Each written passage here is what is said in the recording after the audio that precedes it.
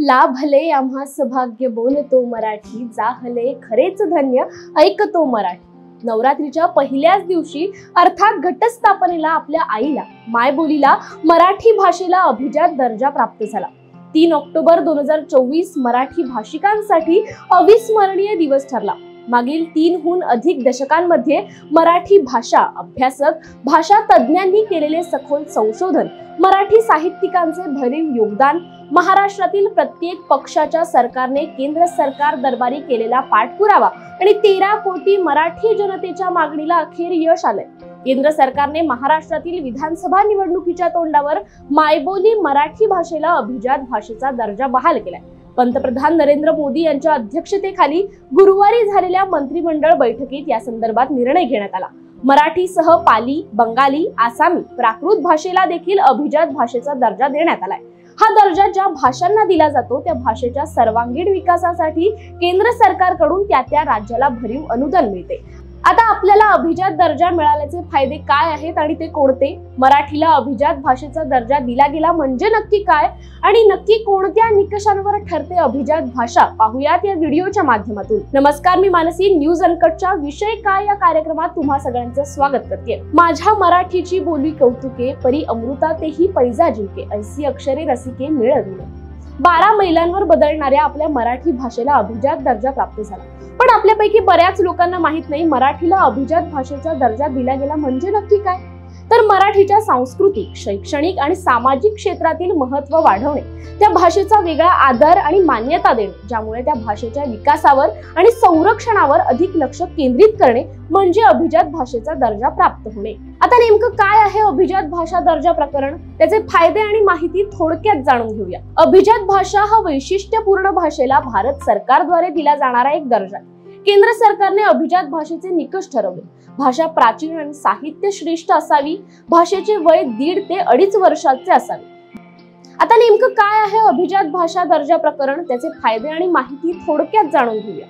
अभिजात भाषा हा वैशिष्ट्यपूर्ण भाषेला भारत सरकारद्वारे दिला जाणारा एक दर्जा आहे। केंद्र सरकारने अभिजात भाषेचे निकष ठरवले। भाषा प्राचीन आणि साहित्य श्रेष्ठ असावी, भाषेचे वय 1.5 ते 2.5 हजार वर्षांचे असावे, भाषेला स्वतःचे स्वयंभूपण असावे, प्राचीन भाषा आणि तिचे आधुनिक रूप याचा गाभा कायम असावा। हा दर्जा ज्या भाषांना दिला जातो त्या भाषेच्या सर्वांगीण विकासासाठी केंद्र सरकारकडून त्या राज्याला भरीव अनुदान मिळते। भारत सरकारने आतापर्यंत 6 भाषांना अभिजात दर्जा दिलेला आहे। यामध्ये तमिळ, संस्कृत, कन्नड, तेलुगू, मल्याळम आणि उडिया या भाषांचा समावेश आहे। मराठीला अभिजात दर्जा मिळावा याकरता हालचाली सुरू झाल्या आणि प्राध्यापक रंगनाथ पठारे समितीची स्थापना झाली। मराठी भाषेतील ग्रंथधनाचे पुरावे 12व्या-13व्या शतकापासून आढळतात। लीळाचरित्र, ज्ञानेश्वरी, विवेक सिंधू यांसारख्या ग्रंथांचा आधार दाखविला जातो। अभिजात दर्जा मराठीच्या सर्व चळवळींसाठी फार मोठा उत्प्रेरक अर्थात कॅटलिस्टिक म्हणून काम करू शकतो। अभिजात दर्जाचे भाषा संवर्धनासाठी फायदे कोणते ते पाहूयात। मराठीच्या बोलींचा अभ्यास, संशोधन, साहित्य संग्रह करणे, भारतातील सर्व 450 विद्यापीठांमध्ये मराठी शिकवण्यासाठी सोय करणे, प्राचीन ग्रंथ अनुवादित करणे, महाराष्ट्रातील सर्व 12,000 ग्रंथालयांना सशक्त करणे, मराठीच्या उत्कर्षासाठी काम करणाऱ्या संस्था, व्यक्ती, विद्यार्थी अशा साऱ्यांना भरीव मदत करणे। यामध्ये एक एक करून आपण माहिती जाणून घेऊया। भाषेला अभिजात दर्जा मिळाल्याने पहिला फायदा सांस्कृतिक संवर्धन। अभिजात भाषेच्या दर्जामुळे मराठी भाषेतील साहित्य, कला, संगीत आणि इतर सांस्कृतिक घटकांना अधिक महत्त्व मिळेल। त्यामुळे मराठी सांस्कृतिक वारसा अधिक समृद्ध होईल। याचा दुसरा फायदा शैक्षणिक सुविधा। शाळा, महाविद्यालय आणि विद्यापीठांमध्ये मराठीच्या शिक्षणावर अधिक भर देण्यात येईल। शैक्षणिक संस्थांमध्ये मराठी भाषेतून शिक्षण घेणाऱ्यांना विविध संधी उपलब्ध होतील। सरकारी मान्यता, सरकारी स्तरावरही मराठी भाषेचा वापर वाढेल। सरकारी कागदपत्रे, सूचना आणि इतर संवाद मराठीत उपलब्ध करणे अधिक सोपे होईल। संवाद, समाजातील विविध स्तरांवर विशेषतः स्थानिक प्रशासनात मराठीचा वापर वाढेल, त्यामुळे स्थानिक नागरिकांशी संवाद साधणे अधिक प्रभावी होईल। संशोधन आणि विकास, मराठी भाषेत संशोधन आणि विकासाच्या कार्यासाठी अधिक निधी आणि संसाधने उपलब्ध होतील, त्यामुळे भाषेच्या विकासासाठी नवीन प्रकल्प आणि उपक्रम सुरू होऊ शकतात। आंतरराष्ट्रीय स्तरावर मान्यता, अभिजात भाषेचा दर्जा मिळाल्यामुळे मराठी भाषेला आंतरराष्ट्रीय स्तरावर मान्यता मिळण्याची शक्यता वाढेल।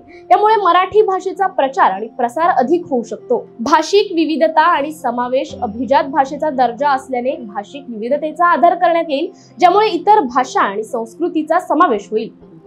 या सर्व गोष्टींचा एकत्रित परिणाम म्हणजे मराठी भाषेचा विकास, संरक्षण आणि संवर्धन होईल, ज्यामुळे समाजात एकता आणि सांस्कृतिक वाढ होईल। या सर्व गोष्टींचा एकत्रित परिणाम म्हणजे मराठी भाषेचा विकास, संरक्षण आणि संवर्धन होईल, ज्यामुळे समाजात एकता आणि सांस्कृतिक समृद्धी वाढेल। मराठी भाषेला मिळालेला अभिजात दर्जाचे हे फायदे आपल्याला मिळणार आहेत। केंद्र सरकारने मंत्रिमंडळ बैठकीत मराठी भाषेला अभिजात दर्जा दिलाय। आता या निर्णयाचे स्वागत महाराष्ट्रात विविध राजकीय पक्ष, साहित्य क्षेत्र, सिनेसृष्टी त्याचबरोबर सर्वसामान्य नागरिकांकडून होतोय। परंतु आता अभिजात भाषेच्या माध्यमातून ज्या तरतुदी लोकांना अपेक्षित आहेत त्या कृतीत येणार का? केंद्र सरकार आणि राज्य सरकार अभिजात भाषा रुजवण्यासाठी कोणत्या प्रकारे उपाययोजना करणार हे आगामी काळात पाहावे लागेल। तुर्तास व्हिडिओमध्ये इथेच थांबूयात। असे अनेक मुद्दे घेऊन पुन्हा भेटूयात। तोपर्यंत पाहत रहा न्यूज अनकट।